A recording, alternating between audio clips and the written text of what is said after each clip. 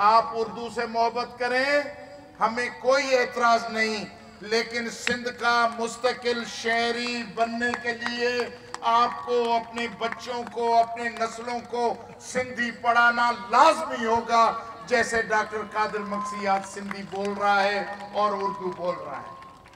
सिंध में हमांगी पैदा करने के लिए, नस्ली लफसानी नफरतें खत्म करने के लिए और सिंध में एक बरादराना माहौल पैदा करने के लिए ये बेहद ज़रूरी है कि हम सिंध की ज़बान, जो कौमी ज़बान है, उसे तालीम का ज़रिया बनाकर उसे इख्तियार करें और शहरों में, मार्केटों में, गलियों में सिंधी ज़बान को आम किया जाए। तो आपके और हमारे दरमियान ये जो नफ़रतों की दीवार है या जो दरार डाली गई है चंद मफाद परस्त लोगों ने, वो ख़त्म हो जाए। मेरा किसी उर्दू बोलने वाले से कोई लड़ाई नहीं, किसी से कोई लड़ाई नहीं। मेरे एतराज़ात एमक्यूएम की सियासत के ऊपर हैं।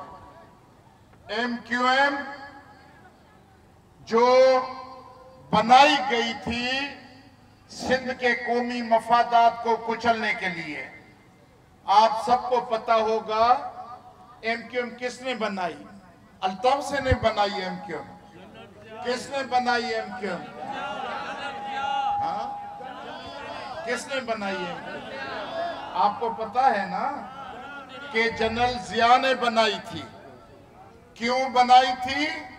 ये जिया की एजेंडा थी कि आप उर्दू बोलने वालों में खौफ पैदा करें, अपने अर्द गिर्द जमा करें, हम आपको कराची की हुक्मरानी देंगे।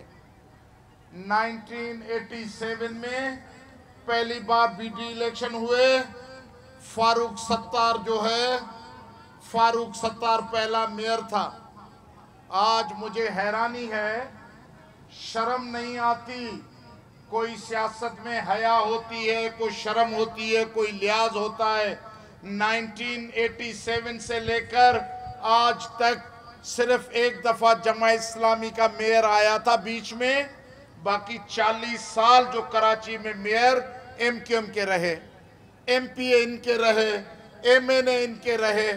अब कहते हैं कि गटर की नाली साफ नहीं हो सकती, अब गंदगी सड़कों से नहीं उठाई जा सकती।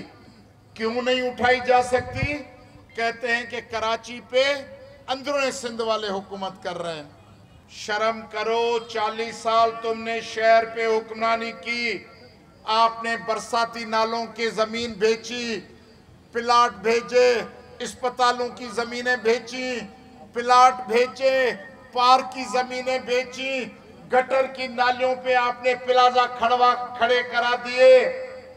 अरबों डॉलर अल्ताफ हुसैन, बाबर गौरी, इशरतुल इबाद, वसीम अब्बास, ऐसे सैकड़ों लोगों के घरों में और बैरून मुल्क अकाउंट में भेजे गए। और आज वसीम अख्तर कहता है कि अंदरूनी सिंध की हुकूमत है। पाकिस्तान दुश्मन ये खालिद मकबूल सिद्दीकी जो एमक्यूएम पाकिस्तान का सरबराह है, 5 साल पहले वाशिंगटन डीसी में बस किराए की बसों पे बैनर लगाकर प्रोपेगेंडा कर रहा था कि कराची में मुहाजिरीन पे मजालम हो रहे हैं, हमें मुहाजिर देश बना के दें, इसके सिवा कोई गुजारा नहीं। कौन सा आपके पास आबे जमजम है कि ऐसे गद्दारों को आप फिर उससे नहलाते हैं और वो मुहिब वतन पाकिस्तानी बन जाते हैं, फिर आप उनको काबीना में वफाकी वजीर की हैसियत से बिठाते हैं। आधा सिंध तो क्या, आधा सिंध तो क्या, हम सिंध का 1 इंच भी किसी के हवाले तैयार नहीं है करने के लिए। भाई बनोगे, भाइयों की तरह रखेंगे, सारी सिंध का इख्तियार आपको दे देंगे।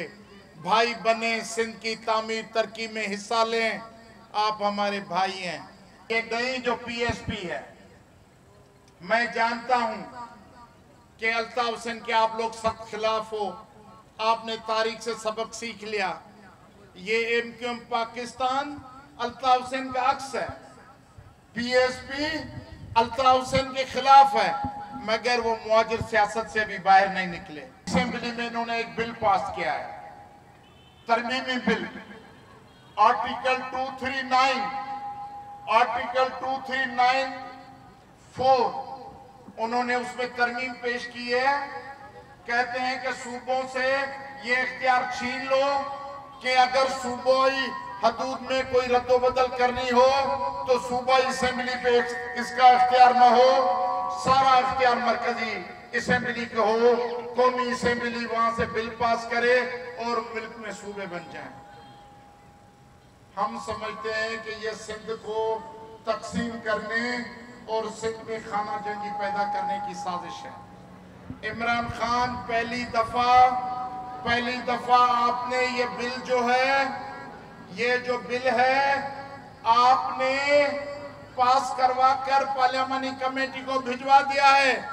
अब आपके ज़मीर और गैरत का इम्तिहान होगा कि जब बिल वापस आएगा, हम कराची में यहाँ खड़े हुए हजारों, अब मुझे लगता है कि हजारों से काम बढ़ रहा है। मेरी नजर से लोग ज्यादा दूर तक चले गए हैं। ये हजारों लोग खड़े होकर मुतालबा करते हैं कि MQM के इस बिल को कौमी असेंबली में रिजेक्ट किया जाए।